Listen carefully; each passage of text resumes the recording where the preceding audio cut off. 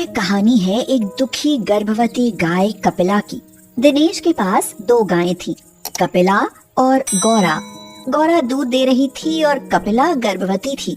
दिनेश गौरा का दूध बेचकर कमाई करता था और इसीलिए उस पर हमेशा मेहरबान रहता था, मगर कपिला दूध नहीं देती थी, इसीलिए दिनेश उसकी तरफ ध्यान ही नहीं देता था।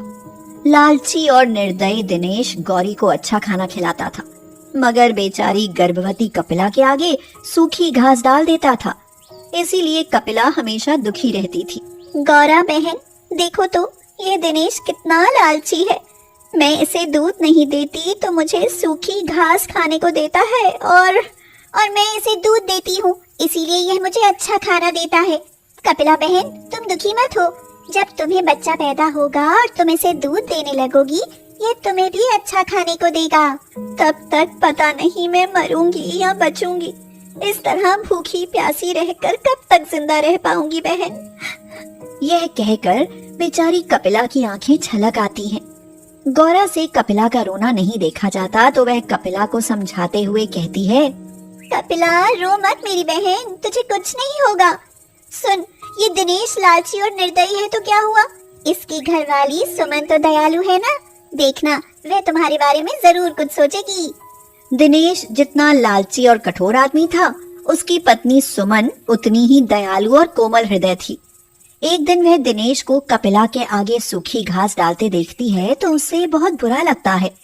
वह दिनेश से कहती है, आप भी कितने लालची और कठोर हो।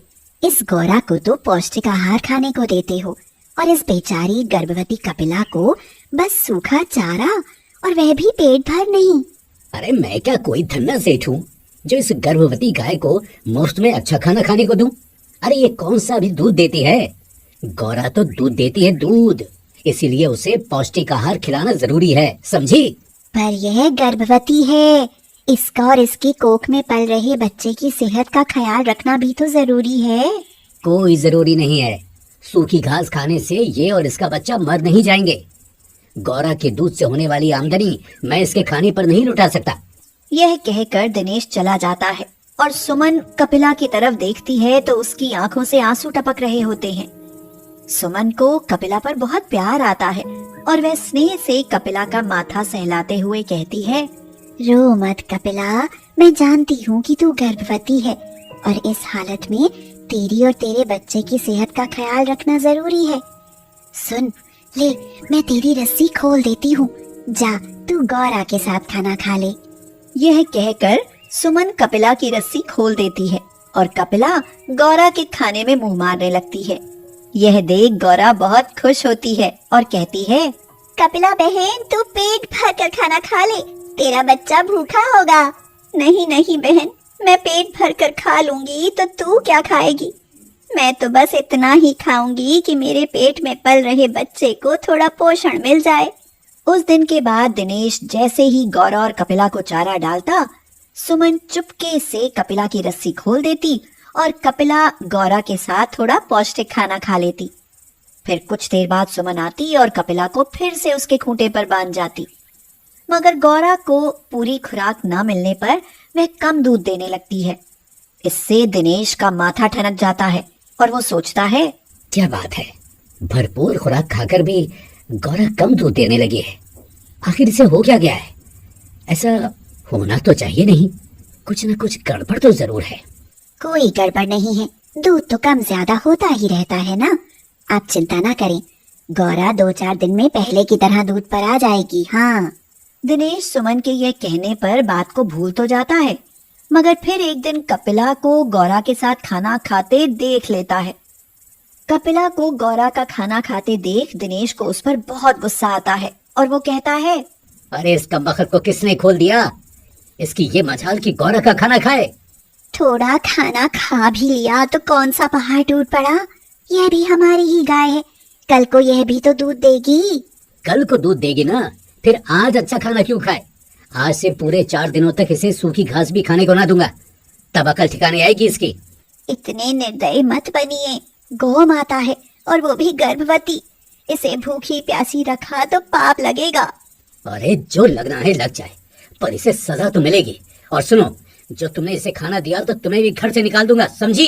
यह कहकर दिनेश कपिला को उसके खूंटे पर मजबूती से बांध देता है। बेचारी गर्भवती गाय खाना ना मिलने पर 2 दिन में ही कमजोर हो जाती है और उसे अपने बच्चे की चिंता सताने लगती है। गौरा बहन, इस दिनेश ने तो मुझे मारने की ठान ली है। मुझे और एक दिन खाना ना मिला तो समझ मैं और मेरा बच्चा तो मर ही जाएंगे। यह कहकर कपिला रोने लगती है तो गौरा से उसका रोना देखा नहीं जाता। गौरा उसे तसल्ली देते हुए कहती है, कपिला बहन रो मत, तुम्हें और तुम्हारे बच्चे को कुछ नहीं होगा। यहाँ से ना कुछ दूर एक जंगल है, तुम वहाँ चली जाओ। पर इस रस्सी से छुटकारा मिले तभी तो जा सकूंगी। मैं तो इतनी कमजोर हो गई हूँ कि रस्सी भी नहीं तोड़ सकती। पर मुझ में बड़ी ताकत है, लाओ तुम्हारी रस्सी मैं तोड़ देती हूँ। यह कहकर गौरा अपने मजबूत सींगों से खूंटे पर बंधी रस्सी को तोड़कर कपिला को आजाद कर देती है और कमजोर कपिला किसी तरह उठकर खड़ी हो जाती है और कहती है, अच्छा बहन गौरा, मैं चलती हूँ। अपना और अपने बच्चे का ख्याल रखना कपिला। ख्याल तो अब भगवान ही रखेगा बहन, जिंदा रही तो कभी जरूर मिलूंगी। यह कहकर कपिला घर से निकल ले और धीरे धीरे चलते हुए जंगल में आ जाती है। जंगल पहुंचकर कपिला खुश हो जाती है और कहती है, अरे यहाँ तो पानी का तालाब भी है और आसपास हरी हरी घास भी खड़ी है। पहले तो मैं पेट भरकर हरी घास खाऊंगी और फिर पानी पीऊंगी।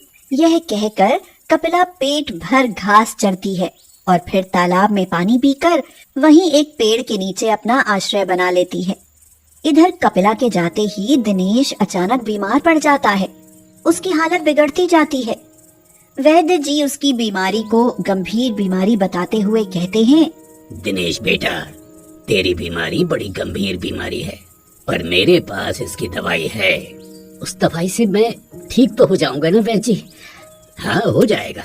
ये कुछ गोलियां हैं बेटा, सुबह शाम 2-2 गोलियां गाय के दूध के साथ खा लेना, पर खाना गाय के दूध के साथ ही, वरना बिल्कुल ना खाना। हमारे घर में तो गाय दूध देती है वैद्य जी।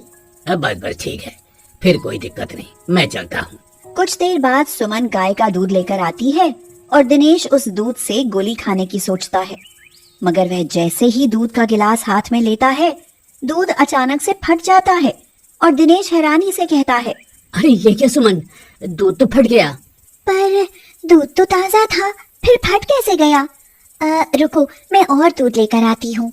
यह कहकर सुमन और दूध लेकर आती है, मगर दिनेश के हाथ में आते ही वह भी फट जाता है।